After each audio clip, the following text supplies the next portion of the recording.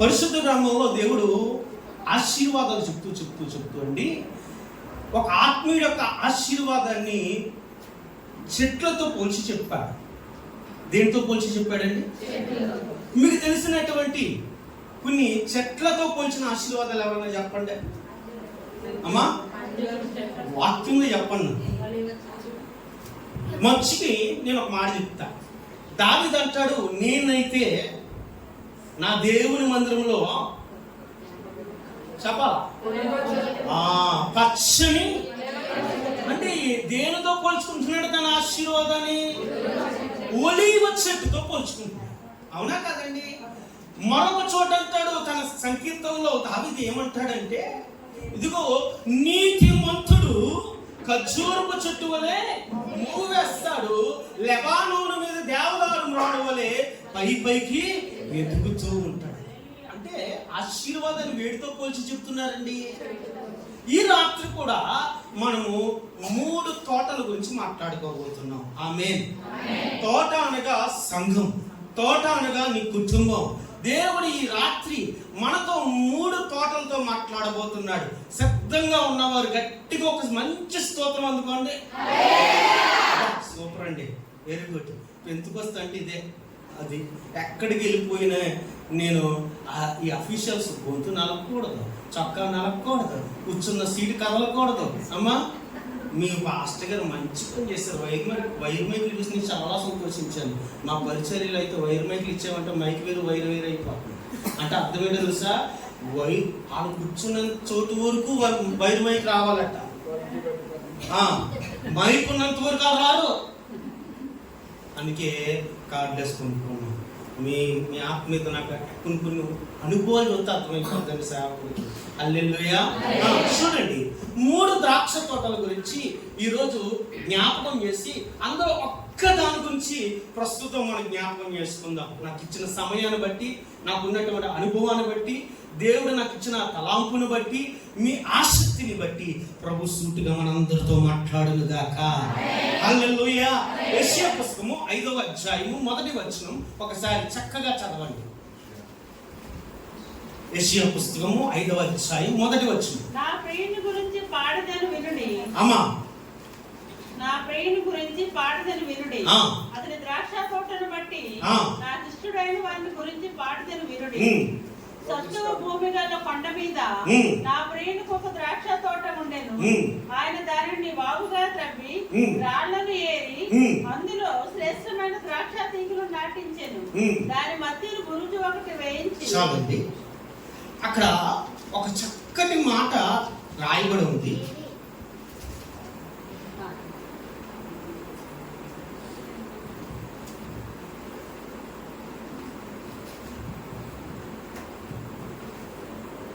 చదవండి, మీరు కంటిన్యూ అయితే. దాని మధ్యలో గురుజు ఒకటి వేయించి ద్రాక్ష తోటను తెరిపించెను. ద్రాక్ష పండ్లు ఫలింపవలసి ఎదురు చూస్తుండెను గాని అది కారు ద్రాక్షలు కాచెను. చాలండి, ఇక్కడ చక్కగా చూడండి ఒకసారి. నా ప్రియుని గురించి పాడేదని వినండి. అతను ఒక ద్రాక్ష తోటను బట్టి నాకు ఇష్టడైన వాడిని గురించి పాడుతాను వినండి. సత్తువ భూమి గల కొండ మీద నా ప్రియునికి ఒక ద్రాక్ష తోట ఉంది. ఆయన దానిని బాగుగా త్రవ్వి దానిలో రాళ్ళన్నీ వేసి శ్రేష్టమైన ద్రాక్ష తీగలను నాటించాను. ఈ ద్రాక్ష తోట పేరు ఏమిటి అంటే శ్రేష్టమైన ద్రాక్ష తోట. చెప్పండి. యెషయా గ్రంథం 5వ అధ్యాయం 1వ వచనంలో ఒక తోట కనబడుతుంది. ఈ తోట పేరు ఏం పెట్టాను నేను? శ్రేష్టమైన ద్రాక్ష తోట. మళ్ళీ అడుగుతాను అమ్మా, చెప్పనోళ్ళకు అడగొచ్చు.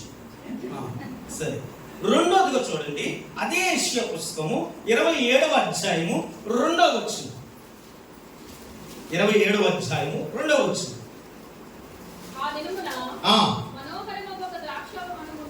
చూడండి, ఏ ద్రాక్షవనం అంటేది?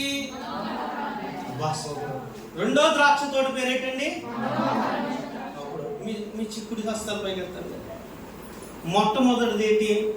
నేను ఎలా చూపిస్తున్నాను? మొట్టమొదటిది ఏంటి? రెండోది? Okay, very good. ఇప్పుడు యోహాను శుభవార్త 15వ అధ్యాయము 1వ వచనం చూడండి. ద్రాక్షవల్లిని, ఆ. నా తండ్రి వ్యవసాయకుడు, ఉమ్. నాలో కలిపిన ప్రతి తీగను ఉమ్. ఆయన తీసి పారవేయును. చాలండి. ఈ ద్రాక్ష తోటకి నేను ఎట్టి పేరు ఏంటంటే నిజమైన ద్రాక్ష తోట. ఇంకొక పేరు కూడా మీరు ఎలా పెట్టుకోండి, జీవము కలిగిన ద్రాక్ష తోట. ఆమేన్. ఏది బాగుంది చెప్పండి, నిజమైన ద్రాక్ష తోట బాగుందా, జీవము కలిగిన ద్రాక్ష తోట బాగుందా?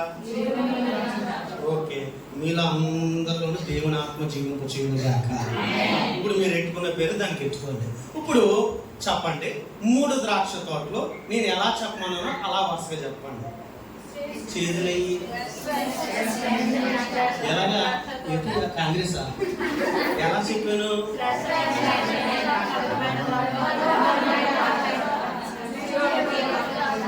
హల్లెలూయా. ఈ 3 ద్రాక్ష తోటలు 3 అనుభవం. మొట్టమొదటిగా యెషయా పుస్తకం 5వ అధ్యాయం మొదటి వచనంలో చదివినటువంటి ద్రాక్ష తోట ఇశ్రాయేలు ప్రజలకు సాదృశ్యంగా. రెండవది మీరు చదివినటువంటి యెషయా పుస్తకం 27వ అధ్యాయంలో ఉన్నటువంటి ద్రాక్ష తోట, మనోహరమైన ద్రాక్ష తోట 1000 ఏళ్ల పాలనలో ఉన్నటువంటి పరిశుద్ధులకు సహవాసంగా అది సాదృశ్యంగా ఉంది. మూడవదిగా మీరు చదివినటువంటి ద్రాక్ష తోట, జీవము కలిగిన ద్రాక్ష తోట, నిజమైన ద్రాక్ష తోట అది దేనికి సాదృశ్యంగా ఉందంటే కొత్త నిబంధన సంఘానికి సాదృశ్యంగా ఉంది. గట్టిగా స్తోత్రం చెప్పండి. ఈ రాత్రి మనము మధ్యలో వదిలేద్దాము, రాకడది పైన కింద కలిగినటువంటి ఈ 2 ద్రాక్ష తోటల గురించి కొద్దిగా ఎక్కువ వద్దు, 3 అనుభవాలు చెప్తాను. ఎన్ని అనుభవాలు? ఎన్ని? తండ్రి, కుమార, పరిశుద్ధాత్మ. వీలైతే ఇంకోటి ఎక్కువ అవ్వచ్చు, సంఘానికి కలిగి. ఆమె 4 అనుభవాలు చెప్పుకుని ముందుకు వెళ్ళిపోదాం. ముందు యెషయా పుస్తకం 5వ అధ్యాయం మొదటి వచనం చూస్తే మీరు చదివారు కనుక నేను చెప్తున్నాను. దేవుడట, తండ్రి గారట, ఆయనకి సత్తు కలిగిన ఒక భూమి ఉందట. ఆ భూమిలో ఆయన ఏం చేశారు అని అంటే ద్రాక్ష తీగను నాటాలనుకున్నాడట. చెప్పండి, ఏం చేయాలనుకున్నాడు? ఈ ద్రాక్ష తీగ ఎక్కడి నుంచి తెచ్చుకున్నాడు ఆయన అంటే కీర్తన పుస్తకం చూడండి ఒకసారి. 80వ సంకీర్తన 8వ వచనం. 80వ సంకీర్తన 8వ వచనం. నీవు ఐగుప్తులో నుండి ఒక ద్రాక్షావల్లిని తెచ్చితివి. చాలండి. ఎక్కడి నుంచి తెచ్చుకున్నాడు ఈయన? అమ్మా, ఎక్కడి నుంచి తెచ్చుకున్నాడు? ఐగుప్తులో నుండి దేవుడు ఆయన శత్రువు కలిగిన భూమిలో ఒక తోటను వేయడానికి ద్రాక్ష తీగను తెచ్చుకున్నాడట. ఆమేన్. ఎవరి ద్రాక్ష తీగ అంటే నీవు, నేను, మనమందరమే. ఈ రోజు ఆయన శత్రువు కలిగిన భూమిలో ఈ ద్రాక్ష తీగను నాటి ఈ ద్రాక్ష తీగ బాగా ఫలించాలని చెప్పి ఏం చేస్తాడు తెలుసా అండి? ఆయన మా రాళ్ళన్నీ ఏరువేశాడట. ఏరువేసి గుడిసి కట్టించి చక్కగా దాన్ని పోషిస్తున్నాడట. ఇప్పుడు ఫలాలు వస్తాయన్న సమయానికి చూసేటప్పుడు గట అవి ఎటువంటి ఫలాలు ఇచ్చిందట? 6 ద్రాక్షలు ఫలించిందట. ఇది రాత్రి దేవుడు మనతో మాట్లాడుతున్నాడు. ఈరోజు నేను ఇందాక చెప్పాను, ఈ తోట సంఘానికి సాదృశ్యం, ఈ తోట మీ కుటుంబానికి సాదృశ్యం. దేవుడు మిమ్మల్ని ఎక్కడో లోకంలో బ్రతుకుతున్న వారందరినీ కూడా రక్షించుకున్నాడు. ఎలా రక్షించుకున్నాడు? తన రక్తము కాచి సంపాదించుకున్నాడు, తన శక్తిని దారిపోసి సంపాదించుకున్నాడు. ఇంకొక మాట చెప్పునా, ఆయన పాపంలో పడి ఉన్న మనల్ని చూసట పరలోకములో ఉండలేకట దిగి వచ్చి తన ప్రాణం పెట్టి విడిపించుకున్నాడట మనల్ని. హల్లెలూయా. చాలా దారుణంగా ఉండేవాడిని, అంటే మాట వినేవాడిని కాదు, అంతే. ఇంకో మాట చెప్పాలంటే మా ఆత్మీయ తల్లిదండ్రులు నా బాప్తిస్మిచ్చిన పాస్టర్ గారు అలా రోడ్డు మీద ఎప్పుడు కనబడినా ఆయనకి నేను ఎలా కనబడమని చూస్తే ఓ చేతిలో సిగరెట్ కాల్స్తూ కనిపించేవాడిని. రక్షణ పొందుకున్నాను, కానీ మారు మనసు పరిపూర్ణంగా లేదు.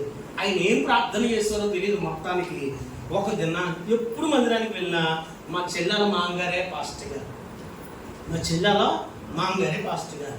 మా బావాలు 3 అమ్మ తమ్ముడు, 3 కూడా దైవజనులు బిడ్డలే. మా చెల్లి ఆ ఇంటికి పెద్ద కోడలు. నేను మా బావకి వాళ్ళ తమ్ముడికి ఒకరోజు వ్యత్యాసంతో పెళ్ళి అయిపోయింది. ఇద్దరు కూడా ఎరా ఒరే అనుకునేవాళ్ళు. ఇప్పుడు ఇద్దరికి పెళ్ళి అయిపోయింది, ఇద్దరితోనూ కూడా స్నేహం చేయలేదు. పెళ్ళైన వాళ్ళతో నాకు పని ఏంటి? నాకు పెళ్లి కాలేదు. అప్పుడు 3వ వాడిని పట్టుకున్నాను. ఈ 3వ వాడిని పట్టుకుంటేనండి మీ ఇద్దరు స్నేహంగా ఉండేవాడు. ఆ 3వ వాడు ఎవరో తెలుసండి? దేవుని సేవకు సమర్పించబడిన వాడు. ఏం చేసేవాడు అంటే, నేను షాప్ నుంచి 2కి వచ్చేసి భోజనం కూర్చుంటే కరెక్ట్గా 4-5 మందిరం అయ్యేటప్పటికి కరెక్ట్గా 3:30 ఫోన్ చేసి ఎప్పుడు బావా నాన్న ఆశీర్వాదం ఇచ్చే టైం అయిపోయింది వచ్చే అప్పటి వరకు ఎక్కడ కూర్చున్నాం అని అంటే దెయ్యం దగ్గర కూర్చున్నాం. ఆ దెయ్యం ఏంటంటే ఏం పెట్టి టీవీ దగ్గర కూర్చున్నామని వెళ్ళి కానుకేసేసి ఆశీర్వాద ప్రార్థన తీసుకున్నామని. అలా జరుగుతున్న సమయంలో ప్రభువు నన్ను పంచుకున్నాడంటే నేను సేవకుని అయ్యాను, ఆడ వ్యాపారస్తుడు. హల్లెలూయా. చూడండి, లోకంలో నుంచి దేవుడు పిలుచుకున్నాడు. నన్ను ఎలా కోరుకున్నాడంటే నా ప్రభువు మంచిగా ఫలించాలని. కానీ చూడండి ఎలాగున్నాం ఈ రోజును, మన కుటుంబాలు ఎలాగున్నాయి, మన జీవితాలు ఎలాగున్నాయి, మన పరిస్థితులు ఎలాగున్నాయి, మన బిడ్డలు ఎలాగున్నారు. ధనం ఉంటే ఆశీర్వాదం కాదు, ఇల్లు ఉంటే ఆశీర్వాదం కాదు, పొలాలు ఉంటే ఆశీర్వాదం కాదు. ఇదిగో నీ తల్లిదండ్రులు ఇవాళ వారు నీ పేరు మీద ఒక 5 ఎకరాలు రిజిస్ట్రేషన్ చేసేసారేమో, అది ఆశీర్వాదం కాదు. నిజమైన ఆశీర్వాదం ఏమిటి అని అంటే నువ్వు ప్రభు కొరకు ఫలించాలి, నువ్వు ప్రభు కొరకు బ్రతకాలా, ప్రభు రాజ్యం కొరకు నువ్వు ప్రాణార్పణంగా తొలిపడాలా, నీ ద్వారా ఒక్క ఆత్మైన దేవుని సన్నిధానానికి రావాలా. హల్లెలూయా. అది నిజమైన ఆశీర్వాదం. నేను సేవలోకి వచ్చేసరికి నేను సంపాదించిన సొమ్మంతా విడిచిపెట్టేసి కట్టుబట్టలతో వచ్చిన అందరూ నన్ను ఏమన్నారంటే బ్రతుకు తెరుగు తెలియదుడికి, పిచ్చోడు ఏమి చేత కాదు వీడికి, తెంగరోడు, అంత సొమ్ము అంటున్నారు. మీరు తక్కువ అనుకున్నారా? 50 లక్షలు 6 సంవత్సరాలు సంపాదించేసింది. హల్లెలూయా. పడుకునేవాడిని కాదు, నిద్రపోయేవాడిని కాదు. రాత్రి భోజనం ఎలా చేసేవాడిని అంటే పలవ దెబ్బలో గిన్నెలో వేడి నీళ్ళు పెట్టుకుని ఆ హీటర్ తీసేసిన తర్వాత కాళ్ళు పెట్టుకుని భోజనం చేసేవాడిని. కాళ్ళు పుళ్ళైపోయేది, అస్సలు రెస్ట్ ఉండేది కాదు, అంత వ్యాపారం చేసేవాడు. కానీ ప్రభు కొరకు అన్నిటినీ విడిచిపెట్టి కట్టుబట్టలతో సేవకు వచ్చామండి. తెంగరోడు బ్రతుకు తెరుగు తెలియదు అన్నారు. కానీ వాళ్ళందరి దృష్టిలో నేను నాశనం అయిపోయినట్టే, కానీ నా ప్రభు దృష్టిలో ఫలించినట్లు. హల్లెలూయా. ఆ సంపాదనలో, ఆ యొక్క భోగభాగ్యాల్లో, వెండి బంగారాల్లో, ఆ కారుల్లో, మేడల్లో, మిద్దుల్లో లేని సంతోషం ప్రభు నాకు ఇస్తున్నాడు. హల్లెలూయా. నేను చెప్తున్నాను, మనం ఎలా ఫలిస్తున్నాం? ఆశీర్వాదం అంటే బంగారం కొనుక్కోవడం ఆశీర్వాదమా? అంతస్తు మీద అంతస్తు కట్టడం ఆశీర్వాదమా? మొన్నటి దిన తాపేశ్వరంలో ఫంక్షన్ అయితే మా బావాల ఇంటికి, మా చెల్లెల అత్తగారి ఇంటికి వెళ్ళాం, మా ఫ్యామిలీ అంతా కలిసి.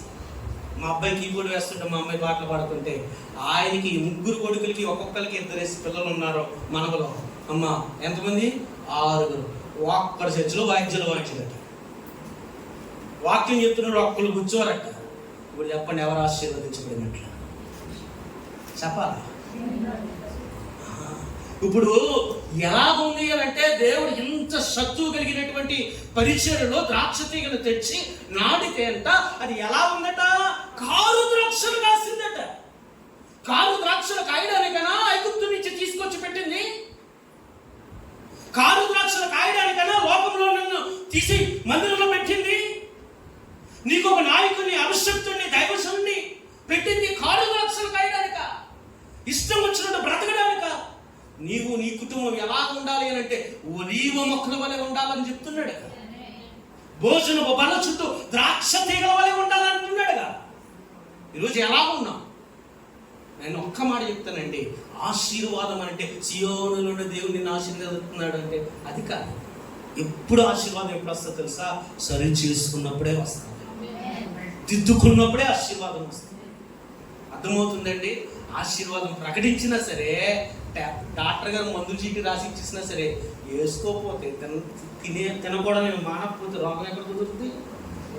నెల షుగర్ టెస్ట్ చేంజ్ చేస్తున్నాం, ఆయన మందులు డోసు పెంచేస్తున్నాడు. ఇంట్లోకి వచ్చేసి అమ్మ గారికి వస్తా మందులతో పాటు ఒక అరకేజీ గులాబ్ జామ్ తెచ్చుకుని తినేది ఏముంటుంది చెప్పండి? సిగ్గులు మాటలు బిర్యానీ తెగ తినేది ఏముంటుంది? కట్టుకోవాల్సింది కట్టుకోవాలి, అవునా కదా? అప్పుడు రోగం. పాస్టర్ గారు ఎన్ని కుటుంబ ఆశీర్వాదాల కూడికలు పెట్టినా అమ్మా ఫలించట్లేదు అని అంటే కారణం ఏంటి? దిద్దుకోవాలా. ఒక్క మాట చెప్తాను, క్రైస్తవులకి మీరు బాగా లోతైన వారుగా ఉన్నారు కాబట్టి నేను ఓపెన్ అయిపోతున్నాను. ఏంటో తెలుసా అమ్మా? దిద్దుకుంటేనే ఆశీర్వాదం, సరి చేసుకుంటేనే ఆశీర్వాదం. వర్తమానం దేనికి అంటే, ఉపదేశం దేనికి అంటే ఎప్పటికప్పుడు వాక్యంలో ఉదక స్నానం చేసుకుంటామని. హల్లెలూయా. ఈరోజు కారు ద్రాక్షలు కాయడానికి కారణం ఏంటి? నీ పిల్లలు ఆత్మీయతలో తప్పుకోవడానికి, నీ కుటుంబం ఆత్మీయతలో త్రుట్టిల్లిపోవడానికి కారణం ఏమిటి? ఈ కారు ద్రాక్షలు కాయడానికి కారణం ఏమిటి అని అంటే నేను 4 అనుభవాలు చెప్తాను. ఎవరైనా అక్కడ త్రుట్టిల్లిపోతే కట్టుకోండి, దేవుడు మిమ్మల్ని సరి చేసి మరలా ఆశీర్వదిస్తాడు. హల్లెలూయా. మొట్టమొదటిగా నేను చెప్తున్నాను, హెబ్రీయుల పుస్తకం 12వ అధ్యాయము 15వ వచనం. హెబ్రీయులకు రాసిన పుస్తకము 12వ అధ్యాయము 15వ వచనం.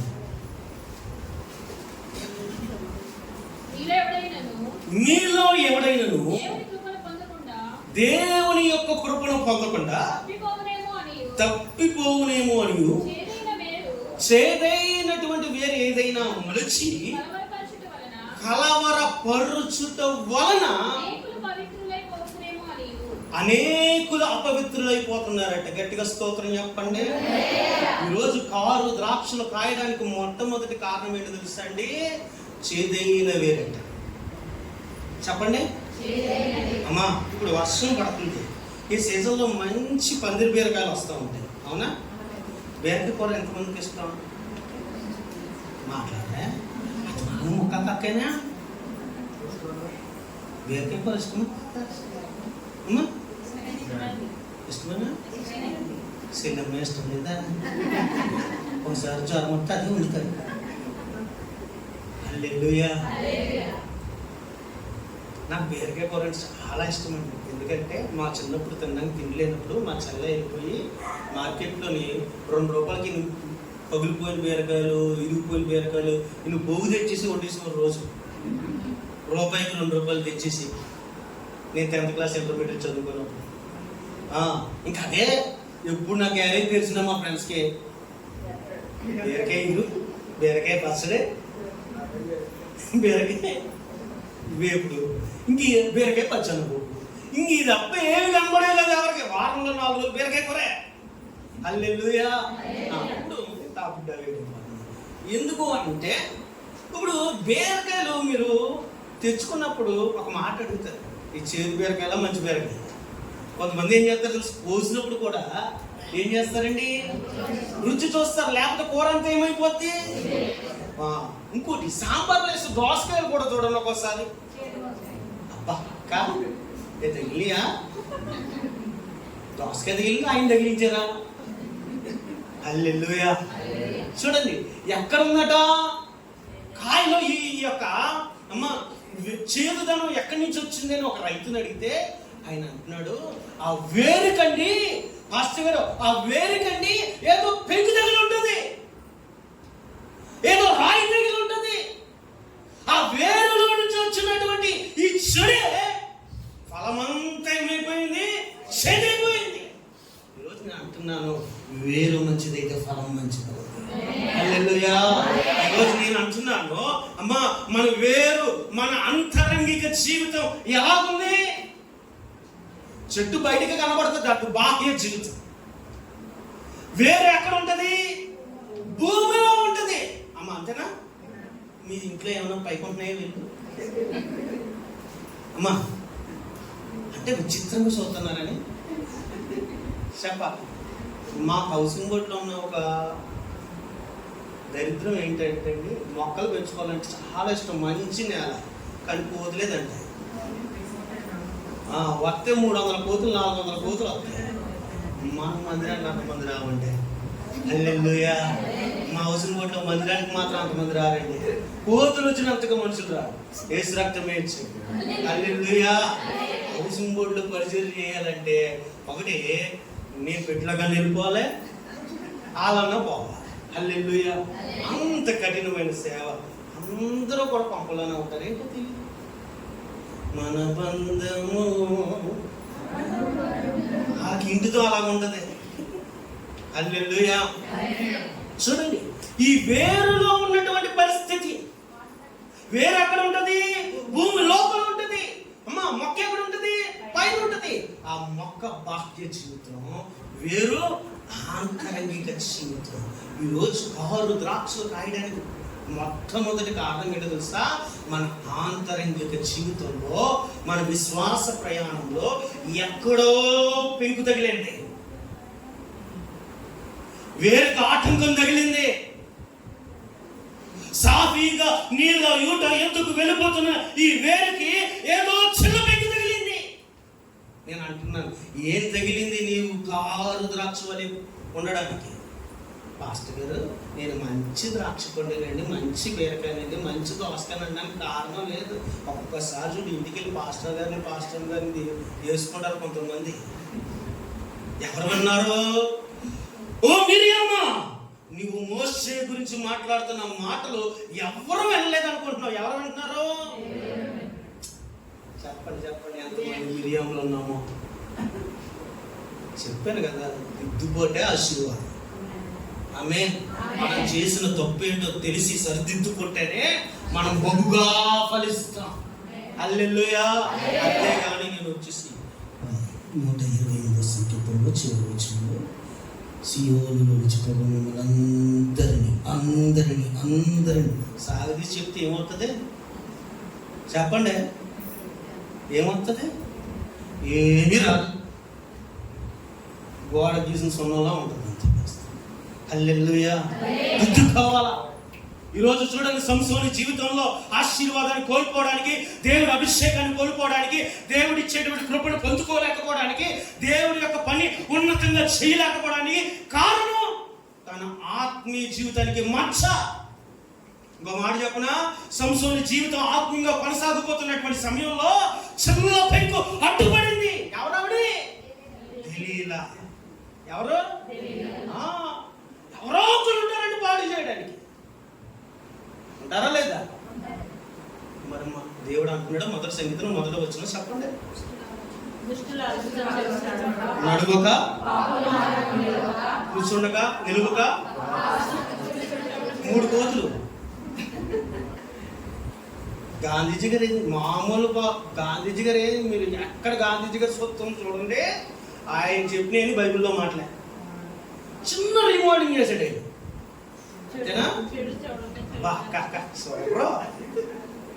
నిర్దిష్టశాలు పరిగెట్టేస్తున్నారు.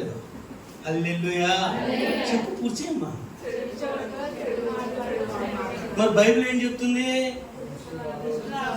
నడవద్దు, నిలిచవద్దు, కూర్చోవద్దు. ఇక్కడ 3 కోతులు సరిపోయా? ఏం కూతురయ్యి? దుష్టులు, అపహాసికులు, పాపులు. అంతేనా? 3 కోతులు సరిపోయినాయా? మరి సంసోనికి పని ఏంటంటారు చెప్పండి? సంసోనికి పని ఏంటంటారు? మన ఒక పాస్టర్ గారండి, పాపం వాళ్ళ ఇంట్లో ఆవిడ పరిచర్యకి వెళ్ళాలని వాళ్ళ చుట్టాలను పిలిచి ఆ తల్లి గారిని వాళ్ళ పాప గారిని ఇంట్లో పెట్టి వెళ్ళింది. వాళ్ళమ్మ ఏదో పని చేసుకుందామని చెప్పేసి బయటకు వచ్చిందట. ఊర్లోనే ఆ వీధిలోనే చుట్టాలు ఉన్నారని వెళ్ళింది. ఈ అమ్మాయి కుదిరైన బట్టేమో ఫోన్ చేసి ఎవరికి ఫోన్ చేసిందో తెలియదు, కానీ మొత్తానికి ఆ ఇంట్లో ఫోన్ తీసుకుని మొత్తానికి ఫోన్ చేస్తే ఎవరికి వెళ్ళిపోయింది ఆడితే ఊసులాడిందో ఆడింది. మొత్తానికి అమ్మ ఇంటి మీద పెద్ద గొడవ వచ్చింది. ఇప్పుడు చెప్పండి, నీకు అప్పగించిన పని ఏంటి? ఇంట్లో ఉంటామనే కదా, అంతేనా? ఈరోజు సంసోనికి అప్పగించిన పని ఏంటి? ఫిలిష్తీయులను తరిమి కొట్టాలా, ఫిలిష్తీయుల మీద ఇదిగో తిరుగుబాటు చేయాలా, ఫిలిష్తీయుల ఎదుట నిలబడాలి, నీ ఛాతిని రక్షించుకోవాలా, నీ ఇంటిని కాపాడుకోవాలా, అంతేనా? మరి సంసోను చేసిన పని ఏంటండి? తన ఆత్మీయ జీవితంలో తను చేసినటువంటి అనుభవం ఏంటండి? అవునా? దుష్టులతో సాంగత్యం మనకెందుకు? అపహాస్యకులతో మనకెందుకు? పైపిచ్చి అంటారు, నా ఫ్రెండ్ అండి. అవునా? హల్లెలూయా. ఈరోజు ప్రభు చెప్తున్నాడు, అమ్మా ఈ విషయమనే కాదు, ఏ విషయం నీ ఆత్మీయ జీవితాన్ని పాడు చేస్తుందో అది నువ్వు అక్కడే తీసేయాలి. పరలోక రాజ్యంలో నువ్వు అడుగు పెట్టాలి అంటే నీ 2 చేతుల్లో ఒక చేయి ఆటంకపరిస్తే ఆ చేతిని నరికే అన్నాడు. 2 కాళ్ళల్లో ఒకటి ఆటంకపరిస్తే తీసే. 2 లేకుండా పరలోకం, 2 ఉండి పరలోకానికి రాకపోతే ఎంత బాధ. అవునా? ఒక్కదానితో అన్నా పరలోకంలో అడుగు పెడతాంగా, అవునా కదా? ఈరోజు ప్రభు అదే చెప్తున్నాడండి. చేదేది ఏదున్నా, నీ ఆత్మీయ జీవితాన్ని, నీ కుటుంబాన్ని పాడు చేస్తున్న సహవాసం ఏదున్నా, అనుభవాలు ఏదున్నా ఈరోజు నుంచి పక్కన పెట్టు. హల్లెలూయా. అస్సలు నా బిడ్డలు ఎవరితోని చతకట్టున్నా, ఎవరితోని సమస్య లేదు, ఎవరింటికి వెళ్ళి ఆడుకోవడం లేదు. ఎవరైనా సరే మా ఇంటికి వచ్చి ఆడుకోవాల్సిందే. పిల్లలు కొంచెంసేపు వాళ్ళతో ఆడి ఆడి ఏం చేస్తారు తెలిసేలో, మా అబ్బాయి కాంగా నేర్పిస్తారు, మా అమ్మాయి ఆడపిల్లలు పాటలు నేర్పించారు. హల్లెలూయా. మనం వాళ్ళ రూట్లోకి వెళ్ళేది ఏంటండి? వాళ్ళే వచ్చెగితే మన రూట్లోకి రావాలి కానీ. హల్లెలూయా. అంతేనా? అస్సలు జాగ్రత్తగా ఉండాలి. కారు ద్రాక్షలు అస్సలు మన జీవితంలో చూడకూడదు అనుకుంటున్నాడు ప్రభు. ఆమేన్. మనం బహుగా ఫలించడం తండ్రికి సంతోషం, మనం బహుగా ఆశీర్వదించబడడం తండ్రికి సంతోషం. ఆమేన్. రెండోది ఇంకో మాట చెప్తున్నాం, జాగ్రత్తగా వినండి. యెషయా పుస్తకం 5వ అధ్యాయము 24వ వచనం. యెషయా పుస్తకం 5వ అధ్యాయం 24వ వచనం.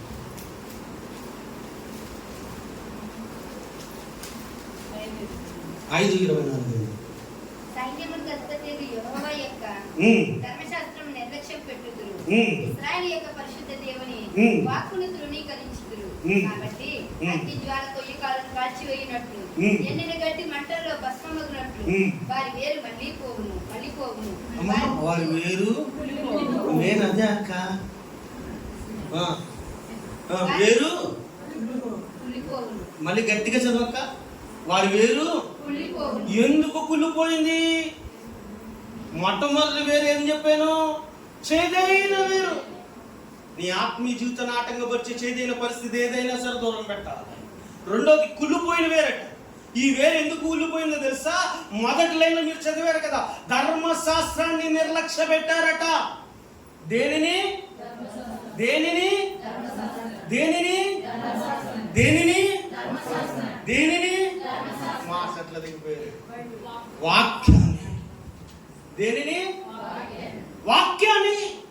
చూడండి, కొంతమంది అక్కలు ఉంటారు, చెల్లెమ్మలు ఉంటారు, అయ్యగారులు ఉంటారు, పాడేంత వరకు సూపరా వాక్యం చెప్పాడు గొప్పి ఏమైపోతారు చెప్పండి. ఆయన ఎవడంటే 3 అంతస్తులు కూర్చుని కింద పడిపోయాడు. ఎవరైనా అవునా? అంటే నిద్ర, దేవుని మందిరంలో నిద్ర ఏం చేస్తుంది తెలుసా?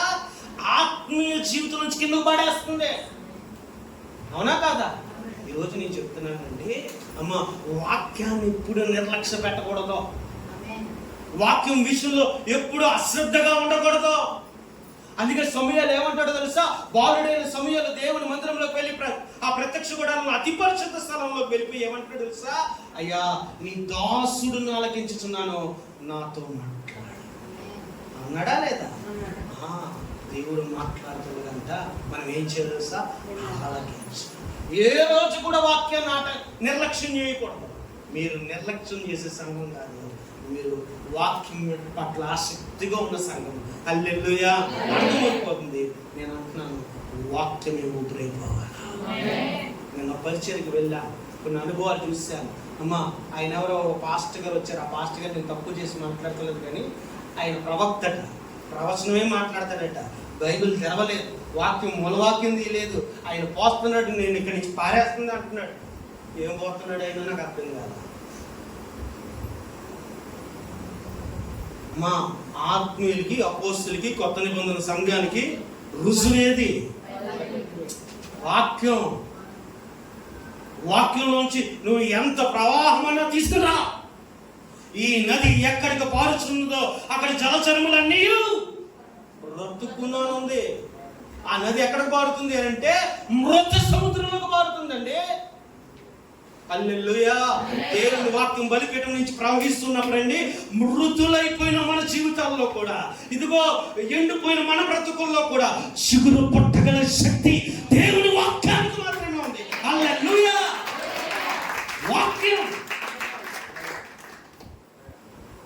వాక్యం లేనిదే ఆత్మీయుడు బ్రతకలేడు. ఉపదేశం లేనిదే కొత్త వాక్యం వాక్యం 5 గంటలైనా, ఒక్క పూటైనా, ఒక్క రోజైనా కూర్చుని ఉపదేశం ఉంటాం. హల్లెలూయా. పాస్టర్ గారు అన్న కూర్చోాలి కొంచెం ఆయన ప్రవక్త అయితే ఎవరికి కావాలి? ఉపదేశం నాకు కావాలి. నన్ను కూర్చోబెట్టాలన్నా, నిలబెట్టాలన్నా కేవలం దేనికి ఉందో తెలిసే శక్తి వాక్యానిగా ఉంది. వాక్యం లేని చోట వాక్యం లేని చోట నేను అంటా, నువ్వు వెళ్ళిపోయి ఎండిన ఎడారిలో బతికే.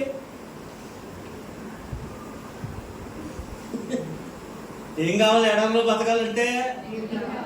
నీటి ఊట కావాలా? అవునా? ఎండిపోయిన మన బ్రతుకుల్లో కూడా ఓటైన జీవ జల ఓటలైన దేవుని వాక్యం కావాలా? హల్లెలూయా.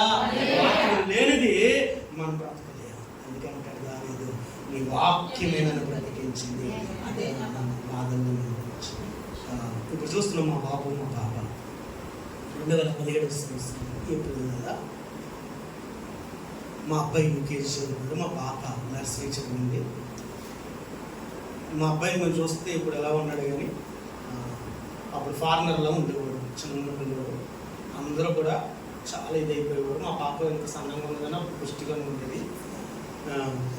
ఇద్దరూ కూడా ఎత్తుకునే వయసు. నేను మా పాస్టర్ గారు పిల్లలిద్దరిని తీసుకుని వెళ్ళి కాకినాడ బీచ్కి వెళ్ళి చనిపోవాలనుకున్నాం. మా కుటుంబంలో జరిగిన పరిస్థితులు బట్టి ప్రార్థన చేసుకుంటున్నాం. రేపు చచ్చిపోదామని వెళ్ళిపోతున్నాం. నా కన్న తల్లి నన్ను ఇబ్బంది పరిచింది, బాధపరిచింది. కట్టుబట్టలతో రోడ్డు మీద విడిచిపెట్టేస్తారు. అప్పటికి సంపాదించిందంతా వాళ్ళ దగ్గరికి వెళ్ళిపోయింది. పైపెచ్చి 8.5 లక్షల అప్పులు నా మీద వెళ్ళిపోయింది. ఉన్నది పోయింది, కట్టుబట్టలతో ఉన్నాము. సంపాదించిందంతా పోయి 8.5 లక్షల అప్పు వదిలేసి వెళ్ళిపోయారు. ఇంకెవరి గురించి బ్రతకాలని చెప్పి మేమిద్దరం ఒకటి ఆలోచించుకున్నాం. మన ఇద్దరం చచ్చిపోతే పిల్లల్ని ఎవరన్నా సరే ఇప్పుడు పెంచుకుంటారు, కానీ రేపు మన రోజులు పనుల కింద చూస్తారు. మరలా మనం అందరం చచ్చిపోతే పిల్లల్ని వారు ఏ జీవితాన్ని చూడలేదు, వారిని అన్యాయం చేసినట్లు అని మాలో మీ సత్యత్వం పడుతుంటే ప్రభు 3 వాక్యాలతో నాతో మాట్లాడారు. ఒకటి, నీ వాక్యము నన్ను బ్రతికిస్తుంది. నా బాధల్లో అదే నాకు నేను నా వాక్యంతో నేను బలపరుస్తాను సేవకుడే. అప్పటి వరకు నాకు హీలింగ్ మినిస్ట్రీ నుంచుండేప్పుడు ప్రజలు పడిపోయేవారు, అద్భుతాలు జరిగిపోయాయి. మనిషి ఫోన్ నెంబర్తో సహా ప్రవచనం ఇచ్చేసేది. ఆ మంచి పేరెంట్ పిలిచినా రాకపోతే ఫోన్ నెంబర్ ఎట్టి కూడా మాట్లాడేవాడు ప్రభు. అప్పుడు సంపూర్ణమైన సేవకు పిలిచి ప్రభు అన్నాడు, అద్భుతాల మీద కాదు సేవ, ఉపదేశం మీద కట్టన్నాడు. హల్లెలూయా. వాక్యం మీద కట్టిన సంఘం మా బండ మీద కట్టిన సంఘం లాంటిదట. హల్లెలూయా. అలా మాట్లాడుతూ ప్రభు అన్నాడు, నీ నీతికి తగినట్టుగా నీ నివాసాలను వర్ధింపజేస్తాను. హల్లెలూయా. కట్టుబట్టలతో నేరేడు చెట్టు కింద నేను పాస్టర్ గారు మా షాప్ మీద ముందు ఉన్నటువంటి షెడ్ వేసుకోవడానికి ఆ నేరేడు చెట్టు కింద అడిగితే 2500 వెల్డింగ్ అడిగితే ఆ డబ్బులు కూడా మా దగ్గర లేకపోతే నేను గోతులు తగ్గితే మా పాస్టర్ గారు మట్టి, పిల్లలు చిన్నోళ్ళు కదా, వాళ్ళకి ఏమీ తెలియదు. నేను ఫ్యాబ్రికేషన్లో ఢిల్లీలో వర్క్ చేసేవాడిని, జాబ్ చేసేవాడిని. నా దగ్గర చిన్న డ్రిల్ మిషన్ ఉంటే వెల్డింగ్ లేకుండా స్క్రూ ఫిట్టింగ్తో షెడ్ పాస్టర్, నేను పైన ఎక్కితే పాస్టర్ గారు రేఖలు ఎక్కితే అలాగే మొత్తం మందిరం అంతా రేపు షెడ్ ఉత్తి స్క్రూలతో వేసేస్తామండి. గట్టిగా స్తోత్రం. ఆ బంధులో మొదలైన సేవ చక్కగా ఎంత మేము కొంచెం చిన్న మందిరాన్ని దేవుడు నాకు ఇచ్చగలవచ్చు. హల్లెలూయా. రాజమండ్రి మహాపట్నంలో చెట్టు కింద పాస్టర్ గారు అనేవాడు. ఈరోజు దేవుడు దీపస్తంభం మీద పెట్టబడినటువంటి బచ్చాలు ఆ ప్రాంతంలో పెట్టేశాడండి. హల్లెలూయా. ఇంకొక మాట ప్రభు నాతో మాట్లాడాడు, నీతిమంతుడు 7 మార్లు పడిపోయినా తిరిగి నిలబడతాడు. హల్లెలూయా. వాక్యం అండి. చచ్చిపోదామని వెళ్ళిపోయిన మమ్మల్ని ఈరోజు కట్టింది, బలపరిచింది, స్థిరపరిచింది ఉపదేశం, వాక్యం. అందుకే ఏదైనా నిర్లక్ష్యపరచొచ్చేమో కానీ వాక్యాన్ని మాత్రం నిర్లక్ష్యపరచకూడదు. గట్టిగా స్తోత్రం చెప్పండి. దైవజనుడు గద్దించిన, దైవజనుడు హెచ్చరించిన, దైవజనుడు ప్రేమించిన, దైవజనుడు ఎన్ని అనుభవాలైనా సరే వాక్యంలో నుంచి నీతో మాట్లాడుతూ ఉన్నప్పుడు అమ్మ నువ్వేం చేసుకోవాలి తెలుసా, వాక్యంలో నేను కట్టుకోవాలా. వాక్యంలో నేను కట్టుకోగలిగితే నేను అంటున్నాను, ఇక్కడ కొన్ని కుటుంబాలను నేను దీవించుకుంటున్నాను.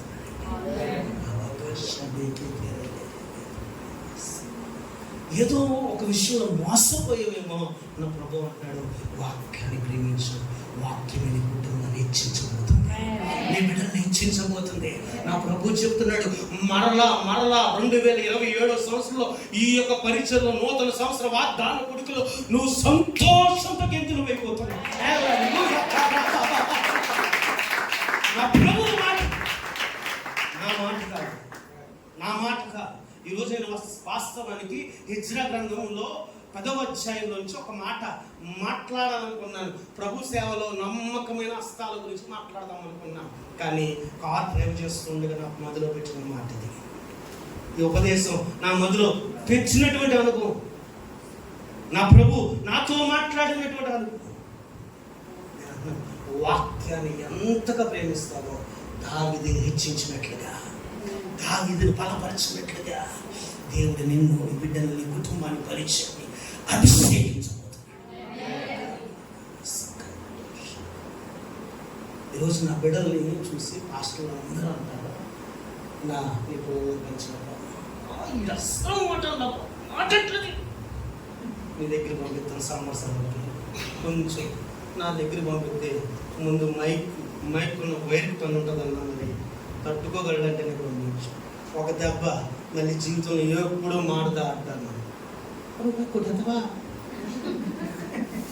నువ్వు ఐస్ క్రీమ్ తెచ్చిపెట్టి మరి అంటాడు. హల్లెలూయా. చూడండి, కదిలేడా కీబోర్డ్ దగ్గర నుంచి? కదిలేడా?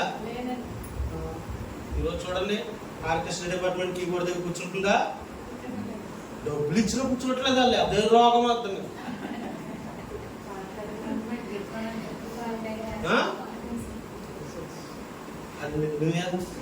అవునా? వాక్యం వాక్యం వాక్యం. ఇంట్లో ఎన్ని వాక్యం బోర్డులు ఉన్నా గుండెల్లో లేకపోతే, బతుకులో లేకపోతే ఫలితం. మూడోది ఇంకో మాట, అమ్మా కుళ్ళిపోతుంది. ఎందుకు కుళ్ళిపోతుంది? వేరు వాక్యం లేక. అవునా? ఎందుకు కారద్రాక్షలుగా వస్తుంది? చేయడానికి అనుభవాలు బట్టి. అంతేనా? మూడోదిగా ఇంకో మాట చెప్తున్నాను అక్క. హోషియా పుస్తకం 9వ అధ్యాయం 16వ వచనం. త్వరగా తీసేయండి, నాకు టైం అయిపోయింది. ఇంకా లాస్ట్ క్లోజింగ్కి వచ్చేస్తాను, ఈ 2 క్లోజ్గా చెప్పేస్తాను. హోషియా 9వ అధ్యాయం 16వ వచనం. అక్క ముందు 9:16 అని వేసేసుకోండి, తర్వాత ముందు హోషియా రాసుకోండి. చాలండి, ఆకండి, ఒకసారి నెంబర్ చెప్పండి అమ్మా. అబ్బా, రెఫరెన్స్ అడగలేదు, పేజీ నెంబర్ అడిగలేదు. 749 అంటే అక్కడ దొరికిందా? పాపం వీళ్ళు ఏం చేస్తారంటే ముందు కోషి అని రాసేటప్పుడు 9:16 వచ్చిపోతుంది. బైబిల్ ఎప్పుడు కూడా రెఫరెన్స్ అలా రాసుకోవాలంటే నాన్న ముందు రెఫరెన్స్ నోట్ చేసుకోవాలి, తర్వాత అధ్యాయం నోట్ చేసుకోవాలి. అర్థమైందా? అధ్యాయం కూడా అది కాండము అని రాసేటప్పుడు ప్రసంగం అయిపోతుంది. అర్థమైందా? షార్ట్ అండ్ స్వీట్గా రాసుకోవాలి. హల్లెలూయా. అంటే మీరు రాసుకుంటారు కాబట్టి కొన్ని టిప్స్ మీరు అందరికీ తెలుసు అనుకోండి. నాలాంటి వాళ్ళు ఎక్కడ వదుకుని ఉంటారు, నాకు ఎవరొకరు నేర్పిస్తేనే కదా అర్థమైంది. ఆ ఒక్కరి గురించే చెప్తున్నాను అక్క, అభిషిక్తులందరి గురించి కాదు. చెల్లెమ్మ పాపం కొంచెం స్లోగా ఉంది, రేపు ఏదో వర్క్ ఉంటుంది అందుకు. హల్లెలూయా. చూడండి, ఎఫ్రాయిము మొత్తబడిను, వారి వేరు ఎండిపోయిను, వారు ఫలము ఇయ్యట్లేదు, వారు పిల్లలు కనినను వారి గర్భనిధుల నుండి వచ్చి సొత్తును నేను నాశనం చేస్తాను. ఎఫ్రాయిము జీవితంలో ఎందుకు ఎంత అన్యాయం జరుగుతుంది? వారి వేరు ఎందుకు ఎండిపోతుంది? వారి జీవితంలో గర్భఫలం ఎందుకు ఆశీర్వదించబడట్లేదు అని అంటే 7వ అధ్యాయం 8వ వచనం తెరవండి. ఇప్పుడు 7వ అధ్యాయం 8వ వచనం. ఎఫ్రాయిము అన్ని జనులతో కలిసిపోయాను. అది సంగతి అక్క, మళ్ళీ ఒకసారి గట్టి చదవండి. ఎఫ్రాయిము అన్ని జనులతో కలిసిపోయాను. ఎఫ్రాయిము ఎవరితో కలిసిపోయాడండి? ఒక అక్కని ఆవిడతో నీకు పని ఏంటి అన్నాడు. ఊరుకోబాబు, నీకు అన్ని కావాలి, నీకు అన్ని కావాలి, నీకు అన్ని తప్పాలి. నేను ఏమడిగాను? ఆవిడతో నీకు పని ఏంటి అని అడిగాను. మరి నా మందిరంగా కదా నువ్వు వస్తున్నావు, పక్క వాళ్ళ గురించి నాకెందుకు? అంతేనా? అంతేనండి. ఇంట్లో చూడండి, అయ్యగారు ఊరంతా తిరిగేసి వచ్చేసి ఒక సొక్కు వేసుకుని ఫోన్ చేస్తాడు. ఎక్కడ పోయా చెప్పవా? చెప్పండి. సొక్కేసునుడు అడిగితేనే చెప్తూ వణుకుపోతూ ఆత్మలో నీ కొరకు బలిపీఠం మీద అహర్నిశలో కన్నీరు విడుస్తూ పానార్పణంగా పోయబడుతూ తన కుటుంబాన్ని, ఉద్యోగాన్ని, సమస్తమును పెంటగా ఏం చేసి బలిపీఠం దగ్గర కాలిపోతున్న దైవజనుడు అడిగితే ఇంకెందుకంటావా? హల్లెలూయా. ఆవిడతో నీకు ఏడు పని అక్క అన్నాను. వచ్చేసింది కోపం. ఆవిడ ఉదయాన్ని కోరుతుంది, టిఫిన్ ఇస్తుంది, వాళ్ళు రాత్రి తిని మిగిలిపోయిన దుమ్ములు కూడా నాకే ఇస్తుంది. ఆవిడంటే నాకు లవ్వు అంటుంది. ఎందుకు? ఆవిడ ఇప్పుడుగా 3 కుటుంబాలు నాశనం చేసింది, 3 జంటలను విడగొట్టింది, వాళ్ళని ఎక్కడ పడితే అక్కడ అప్పులు చేయించేసింది, వాళ్ళ దగ్గర తీసుకెళ్ళిన డబ్బులు ఇవ్వలేదు. మళ్ళీ నీ కంప్లైంట్ కూడా నా దగ్గరికి రావాలా? ఎందుకు అంటే ఆవిడంటే నాకు ఇష్టం. అదేంటండి, ఆవిడంటే ఇష్టం ఏంటి, దేవుడంటే ఇష్టం లేదు అని. అన్ని జనులతో సహవాసం దేనికంటే చెప్పండి?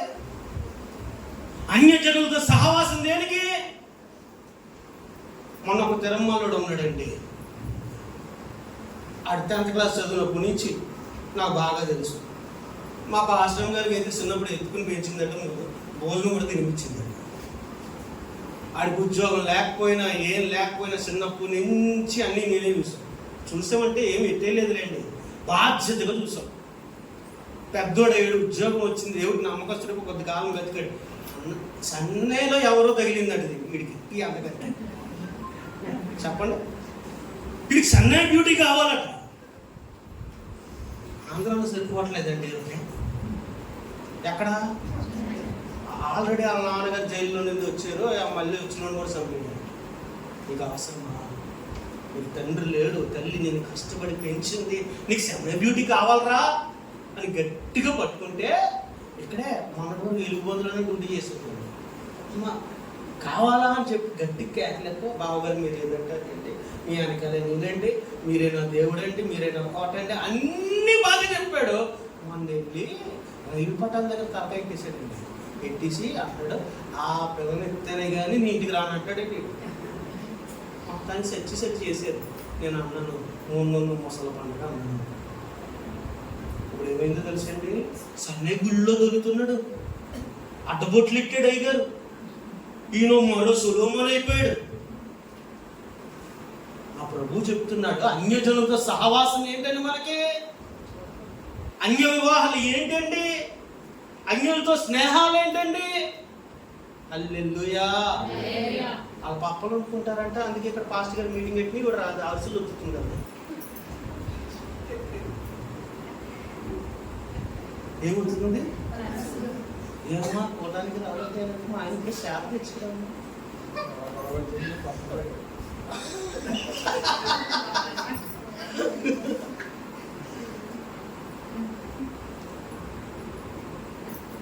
అండి మొదటి కాబట్టి నవ్విస్తూ చెప్తున్నాను కానీ కొంచెం గంభీరంగానే ఉంటాయి మాట్లాడి. హల్లెలూయా. ఒక్క మాట చెప్తున్నానండి, మనం పాడైపోవడానికి అపవాది ఎన్నో ఎర్రలు వేస్తూ ఉంటాం. మీకు ఒక మాట చెప్పిన, శవరం అయితేనే కానీ వివరం రాదండి. నా టైం అయిపోయింది. శవరం అయితేనే కానీ మళ్ళీ వచ్చినప్పుడు ఈ కథ అడగని నేను చెప్తాను. చూడండి, అన్య జనులతో సహవాసం చేయడం ద్వారా కారు ద్రాక్షలు కాస్తుంది. మన వేరేమైపోతుంది? ఎండిపోతుంది. మొదటి వేరేటి చెప్పండి. రెండో వేరు కుళ్ళిపోయేవా? కుళ్ళిపోయిన వేరు. మూడో వేరు కొంతమంది చూడండి, స్కూల్లో అప్ చెప్పండి అన్నప్పుడు అందరినీ టైం అయిపోయినప్పుడు అప్ చెప్పమంటారు. చూడండి పిల్లలందరినీ ముందు వెనకాల ఈ తెలివైన వాళ్ళు, చదవలేని వాళ్ళు ఉంటారు చూడండి, ఏదో చెప్పి లిప్ సింక్. ఏం చెప్తున్నారండి లిప్ సింక్? మొట్టమొదటిదేంటి? మళ్ళీ లిప్ సింక్. ఎందుకు వెళ్ళలేదు? ఇప్పుడు పడుకుందా అమ్మ? ఇప్పుడు 4వ చూసేద్దాం. మత్తయి సువార్త 13:21. నా టైం అయిపోయింది, చెప్పి ముగించేస్తాను.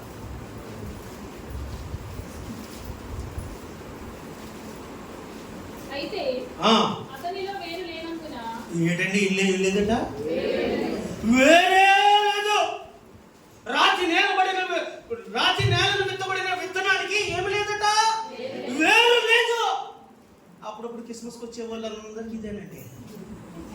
అమ్మా క్రిస్మస్కి వస్తారు, సభలకు ఆఖరి రోజు వస్తారు, అంతేనా? ఎందుకు వస్తారు ఆఖరి రోజు? మా చిన్నప్పుడు అండి మా అయ్యగారు ఏం చేసేవారంటే, మా ఆత్మీయ తండ్రి ప్రసాద్ బాల్ గారు, మీ అయ్యగారికి పరిచయం ఉంటుంది, అయ్యగారు మెడపడి ప్రసాద్ బాల్, నా ఆత్మీయ తండ్రి అండి. సభలకు ఏంటో తెలుసు, 3 రోజులు మాకు చింతపండు చారు ఆవకాయ బద్ద. ఇప్పుడంటే అందరూ మొదటి రోజు నుంచి ముక్క కక్క అన్నీ వేస్తున్నారు, అవునా? ఆఖరి రోజు సభల్లో కనబడేవారు కొంతమంది. హల్లెలూయా. ఏం లేదు. ప్రసంగం అంతా అయిపోయిన తర్వాత పాస్టర్ గారు ఆమెన్ అన్న తర్వాత కానుకల పాట అయిపోయిన తర్వాత వస్తారు. వీళ్ళకి ఏం లేదు. మరి వీళ్ళు బహుగా ఫలించేది. ఒక మాట చెప్తున్నా, ఒక ఆత్మీయుడు ఒక భక్తుడు చెప్పాడు. ఆత్మీయుడట నిజమైన ఆశీర్వాదం కావాలనుకున్నవాడట, మీలో ఎంతమంది ఆత్మీయులు ఉన్నారో నాకు చెప్పాలి. అందరికంటే ముందు వచ్చి బరకాలేదు, అందరూ వెళ్ళిపోయిన తర్వాత బరకాలు ఎత్తి వెళ్ళిపోతారు. చెప్ప కొంతమంది మందిరానికి కొత్త తాబేలు వెళ్ళిపోయినప్పుడు ఉండేది. అర్థమైందా? ఇప్పుడు చెప్పండి, ఎంతమంది ఆత్మీయులు ఉన్నారు, ఎంతమంది ఆశీర్వాదం, ఎంతమందికి వేరుందో వేరే లేదో ఉందని బతికెళ్తున్నారో. ఇప్పుడు దీవెన అమ్మా నిండారు ఎక్కడ కావాలంట. సేవలో నేను నేర్చుకున్న ఆత్మీయ పాఠం ఏంటో తెలుస్తా, ఎవరు వచ్చినా రాకపోయినా మా పిల్లలను కూడా పరిశీలించడం. ఎందుకంటే పరిచయం చేసినప్పుడు ఇప్పుడు దీవించుకుంటాడు. నేను ఒక మాట చెప్పిన, 6 నెలలు పాస్టర్ గారు బ్యాగ్ మోసి ఈరోజు సేవకు హల్లెలూయా. సైకిల్ మీద తిరిగేవాడిని, సైకిల్ కూడా గాలి కొట్టుకోవడానికి ప్యాచ్ చేయించుకోవడానికి డబ్బులు లేవు. ఎప్పుడైనా వస్తే నా సాక్ష్యం చెప్తాను, చాలా అద్భుతంగా ఉంటుంది. అమ్మా 3 రూపాయల ప్యాచీ లేని బతుకు, ప్యాచీకి డబ్బులు లేని బతుకు ఈరోజు కారులో ఊరేగిస్తున్నాడంటే పరిచయం. ఇప్పటికి ఎంత స్పీకర్ ఎక్కడికన్నా వెళ్ళి వాక్యం చెప్పినా, ఇప్పటికి ఒక సంఘానికి కాపరైనా నా ఆత్మీయ సంఘంలో అమ్మ బాత్రూమ్లు కడుగుతాను, నా దైవజుడు నా ఆత్మీయ తండ్రి కాళ్ళు పడతాను. అమ్మ ఆ పరిచయంలో లైవ్ ఎక్విప్మెంట్ నేనే చూస్తాను. పర్ణశాల పండుగలు వస్తాయి అమ్మ, ఇంచుమించు 4-5 కెమెరాలు పెట్టి అమ్మ రోజుకి 4 సెక్షన్లు వర్తమానాలు, అంటే ఒక్కొక్క సెక్షన్ 3.5 గంటలు ఉంటుంది. ఇంకా నిద్ర ఎక్కడ పోతాం? లైవ్ దగ్గర దిగితే వెళ్ళి భోజనాలు పెట్టిస్తాం. అమ్మ రాత్రి అంతా అయిపోయిన తర్వాత వెళ్ళి గదిలోకి వెళ్ళి బొగ్గాము. ఆత్మీయ తండ్రి దగ్గరికి వెళ్ళి ఈరోజు జరిగిన పరిచర్య విషయాలన్నీ సంభాషిస్తూ ఆయన కాళ్ళు నెక్కుతూ రేపటికి ఏం సిద్ధపరచుకోవాలో 2ంటికి పడుకుంటాం. మళ్ళీ పెద్దోళ్ళు వచ్చి 4:30 స్తోత్ర ప్రార్థన పెడతారు. పరిచర్యండి. ఈరోజు ఆశీర్వదించబడ్డామంటే, దీవించబడ్డాము అంటే మా వేరు లోతుకుంది. హల్లెలూయా. అంతమంది మీ దైవజనులకు పరిచయం చేస్తారు. సాకారంగా ఉంది. ఏ వేరు ఈరోజు నీలో ఉంది, ఎలాంటి పరిస్థితులు నీ జీవితంలో ఉన్నాయి, మీరు సరి చేసుకోండి. కారు ద్రాక్షలు కాయలు కారణం ఏంటంటే ఏదో చేదు నీ జీవితంలో ఉంది. అమ్మా ఎక్కడో నువ్వు ఏమైపోయావు తెలుసా? వాక్యాన్ని నిర్లక్ష్యపరచడం వల్ల కుళ్ళిపోయా. అమ్మా ఎక్కడో ఏంటో తెలుసా? అన్య జనులతో సహవాసం ఉండడం వల్లే నువ్వు ఫలించలేకపోతున్నావు. ఇంకో మాట చెప్పినా, అసలు వేరే లేదు. ఆకరణ పోతున్నావు, అందుకే ఆశీర్వాదం చూడలేకపోతుంది. మరి పాస్టర్ గారు, ఈ చేదైన మొక్క, ఈ చేదైన చెట్టు మంచి ద్రాక్షలు ఎలా ఫలిస్తుందండి? ఈరోజు నేను ఫలించాలనుకుంటున్నానండి, నా కుటుంబం ఫలించాలనుకుంటుందండి, నా జీవితం ఫలించాలనుకుంటుందండి, ఏదైనా ఒక అనుభవం చెప్పుకోండి, నేను అలా చేస్తానండి అంటారా? అడగండి ఒకసారి. ఏదైనా ఒక మాట చెప్పండి నేను ఫలించడానికి, అది నేను చేస్తానన్న వారు ఒకసారి స్తోత్రం చెప్పండి. స్తోత్రాలు చెప్పండి. చేస్తానన్న వారికే చెప్తాను. ఆవిడెవరో ఊరికొచ్చి నెల్లూరు చేపల పులుసు అని అంటే చేప తెచ్చింది అంటది. వత్త మామిడికాయ కొడతాండి, నెల్లూరు చేపల పులుసులు మామిడికాయ అయిపోతలేదట. ఇప్పుడు మామిడికి అక్కడ దాని వర్షాకాలం వచ్చేసింది, పళ్ళు అయిపోయినాయి, ఇంకెక్కడ మామిడికి ఏంటి అటో తెలియదు, పెద్ద కౌలు చెప్తాను మొత్తం పొల్లడ మామిడికే తెచ్చాడు. ఆయన ఇంటికి వస్తుంది ముటికిలు పడలేక శంభో తపాలో గరిటో ఇసిరేస్తుందని భయపడి ఎక్కడో దుక్కున గోడెక్కి మామిడిపోలే. అంతేగాని మా దేవుడు చెప్పినట్టు మాటను ఎవరైనా పాటిస్తున్నారా చెప్పండి? బాగా స్కూల్ చేసింది, బాగా యూట్యూబ్లో చేసి అంట. పాస్టర్ గారు చెప్పింది చేసేవారు, మనం బాగుంటాం రా బాబు, పాస్టర్ గారు చెప్పినట్టు చేద్దాం, మన అయ్య గారు చెప్పినట్టు చేద్దాం, మన జీవితాలు బాగుంటాయి, మన కుటుంబాలు బాగుంటాయి, మన బిడ్డలు బాగుంటారు అని అన్న వాళ్ళు ఉన్నారా? అన్నవారు ఒకసారి స్తోత్రం చెప్పండి. ఈ చెట్టు ఎప్పుడు కారు ద్రాక్షలు మాని మంచి ద్రాక్షలు ఫలిస్తుందంటే ఆఖరికి ఒక రెఫరెన్స్ చెప్తాను, తీసేయండి. మత్తయి శుభవార్త, క్షమించాలి, యోహాను శుభవార్త ముగింపు. నేను చెప్పాను కదా, జీవము కలిగిన ద్రాక్ష తోట అని. అర్థమైందా అమ్మా? శ్రేష్టమైన ద్రాక్ష తోట నుంచి ఎక్కడికి వెళ్ళాం? జీవం. ఈ శ్రేష్టమైన ద్రాక్ష తోటలో ఏముంది? 6 ద్రాక్షలు ఉన్నాయి. మరి జీవము కలిగిన ద్రాక్ష తోటలో ఏముందో తెలుసా? ఈ 6 ద్రాక్షలు మంచి ద్రాక్షలుగా ఫలించే అనుభవం ఇక్కడ ఉంటుంది. చూడండి మత్తయి ఆ యొక్క యోహాను శుభవార్త 15:5. ద్రాక్షవల్లిని నేను, తీగలు మీరు. ఎవరు నా యందు నిలిచి ఉందునో, నేను ఎవరి యందు నిలిచి ఉంటానో వారు బహుగా ఫలిస్తారు. అమ్మా చూడండి, ప్రొఫెసర్స్ అందరూ ఒకసారి చూడండి. ఇంక బైబిల్లో తలకాయ ప్రవేశం చేసేసారు, అయిపోయింది. ఇప్పుడు దేవుడు ఏమంటున్నాడు తెలుసా? ద్రాక్షవల్లిని నేను. చెప్పండి మీరు కదండి ఏసై. ద్రాక్షవల్లిలు ఎవరండి? ద్రాక్షవల్లి ఎవరండి? తీగలు మీరు. ఈ తీగ ఏం చేయాలి తెలుసా అమ్మా? ఈ తీగ ఏం తెలుసా? ద్రాక్షవల్లితో అంటు కట్టబడాలి. చెప్పండి, ద్రాక్షవల్లిలో అంటు కట్టబడితే ఇంకోండి మీరు చూడండి, చాలా మంది అంటారు ఫార్మర్ వచ్చాడట, కొబ్బరి బొండం ఇచ్చాడట. అమ్మ కొబ్బరి బొండం అంత చెట్టులో ఉన్న కాయని తీసుకొచ్చి కొబ్బరి బొండం కొట్టిస్తే అందులో నీళ్ళు ఎలా వచ్చాయని అడిగాడట. కాయమో అక్కడ ఉంది, చెట్టుమో నేల కింద ఉంది, నీళ్ళేమో కింద ఉన్నాయి, చెట్టులోకి ఎలాగ ఆ కాయలోకి ఎలాగ నీళ్ళు అని అంటే నేను అంటాను, ఈ 6 ద్రాక్షలలోకి అమ్మా జీవం ఎలా ప్రవహించిందంటే దేవునితో నువ్వు అంట కట్టబడింది. ఎవరితో? దేవునితో అంటు కట్టబడినప్పుడు, దేవునితో నువ్వు అతకబడినప్పుడు, యేసుతో నువ్వు సహవాసం చేసినప్పుడు, యేసుని నువ్వు ప్రేమించినప్పుడు, దేవుని సన్నిధానాన్ని నువ్వు ప్రేమించినప్పుడు, దేవుని సన్నిధానంలో నీ కుటుంబాన్ని నీ బిడ్డని కట్టుకున్నప్పుడు ఈయనలో ఉన్న జీవం, ఈయనలో ఉన్న అభిషేకం, ఈయనలో ఉన్నట్టు ఊట నీలోకి ప్రవహించడం మొదలు పెడుతుంది. గట్టిగా స్తోత్రం చెప్పాలి. హల్లెలూయా. ఎప్పుడైతే ఈయనలో ఉన్నటువంటి అమ్మా అభిషేకం నీలో ప్రవహిస్తుందో నీలో చేదైనది మొత్తం పోయి నువ్వు మంచిగా ఫలించడం మొదలు పెడతావు. హల్లెలూయా. అలా ఉండాలా. ఎప్పుడు ఈ జీవం కలిగిన యేసులో ఉన్న జీవం అట ఈ వేరులో ప్రవహిస్తుంది. హల్లెలూయా. ఆయన జీవపోట కదా, ఆయన రక్తం నీ ప్రతి పాపాన్ని కడుగుతుంది కదా, ఆయనలో ఉన్న ప్రతి అణువణువు నిన్ను పరిశుద్ధునిగా మారుస్తుంది కదా. హల్లెలూయా. నీలో ఉన్న పాపం, నీలో ఉన్న దోషం, నీలో ఉన్న చేదు పోగొట్టాలంటే నువ్వు యేసుతో అతకబడినప్పుడే, దేవునితో అంటి కట్టబడినప్పుడే, దేవునితో సహవాసం చేసినప్పుడే. ఎంతసేపు అనంటే బ్రతుకు దినములన్నీ, ఎంతసేపు బ్రతుకు దినములన్నీ ఆయనతో అంటి కట్టబడండి. ఆయనలో ఉన్న జీవం నీలోకి వస్తాడు. అంతేనా? అంతేనా? అంతేనా? అందరూ అంటారు చెట్టును బట్టే ఫలం అంటారు. కాదు కాదు, వేరును బట్టే ఫలం. అంతేనా? నా వేరు, నా జీవితం, నా బ్రతుకు యేసుతో అంట కట్టబడింది కనుక ఈరోజు నీ ఎదుట ఫలించి ద్రాక్షవల్లి వలె ఉన్నాను. అస్సలు మాట వినేవాడిని కాదు, అస్సలు కుదురుగా ఉండేవాడిని కాదు. ఈరోజు దేవుడు నన్ను ఎంతగా మార్చిన కారణం ఏంటో తెలుసా? ఆయనతో అంట కట్టబడే, ఆయనతో సహవాసం చేయబట్టే. నేను అంటున్నాను, మీ పిల్లలు కూడా దేవునితో ఎక్కువ పెంచండి, పరిచర్లో పెంచండి.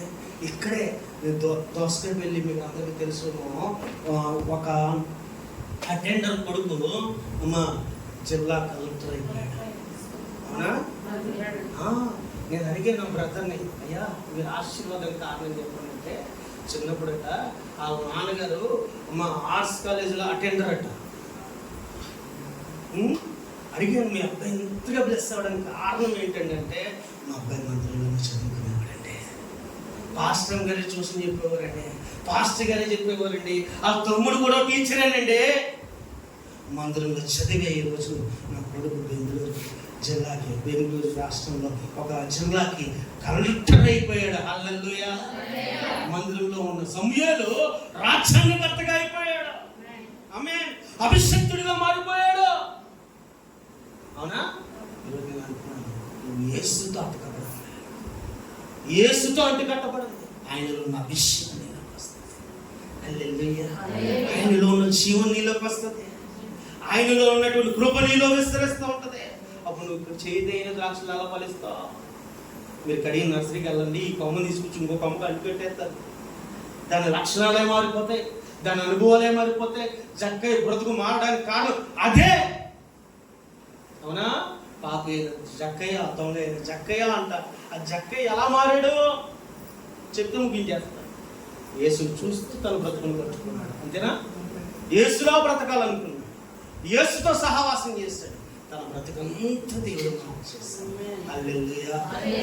ఈరోజు ఈ చేదైన ద్రాక్షలు, అమ్మ శ్రేష్టమైన తోటలో ఉన్న ఈ చేదైన ద్రాక్షలు ఎప్పుడు మంచి ద్రాక్షలుగా ఫలిస్తాయి అంటే, అమ్మ జీవం కలిగిన యేసుతో అంత కట్టబడిన ఆమె అట్టి గొప్ప దేవుడు మీ అందరికీ దయచేసి దీవించిన మోకరించిన ప్రార్థన చేస్తాం.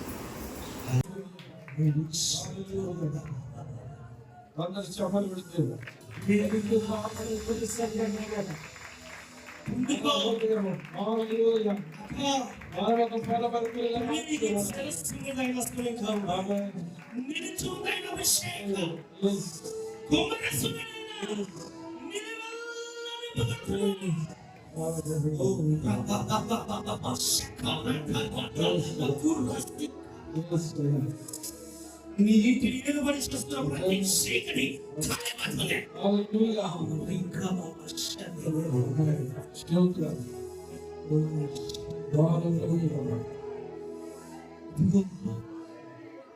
దుష్టుడిని విడిచిపోతున్నాడు, పారిపోతున్నాడు. శక్తులు శక్తులు ఇదిగో నేను విడిచిపోతున్నాయి. నీ దైవజన ప్రార్థన కలిసి, నీ దైవజన ప్రార్థన నీకు అభిషేకం, నీ దైవజన ప్రార్థనే నీకు ఆశీర్వాదం. విడిచిపెట్టని సహవాసాన్ని, దూరము సహవాసానికి ఫలించడం వల్ల పెడుతున్నాడు. నీ కుటుంబ ఆశీర్వాదం కొడుకుల ద్వారా, నీ దైవజన ప్రార్థన ద్వారా, నీ బలిపీఠం ద్వారా, నీ బలిపీఠంలో ప్రవహిస్తున్న ఈ జీవపు ఓట ద్వారా నువ్వు ఫలించడం వల్ల పెడుతున్నాడు.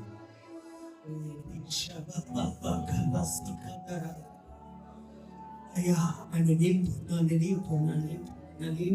ప్రార్థించు. నీ బలహీన తొలగిపోతుంది. చాలా దినాల నుంచి హాస్పిటల్ చుట్టూ తిరుగుతున్నావు, కానీ విడుదల లేదు.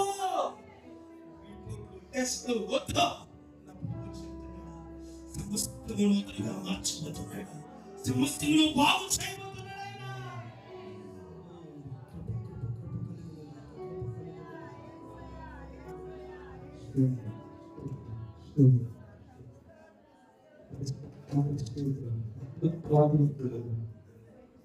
ప్రార్థన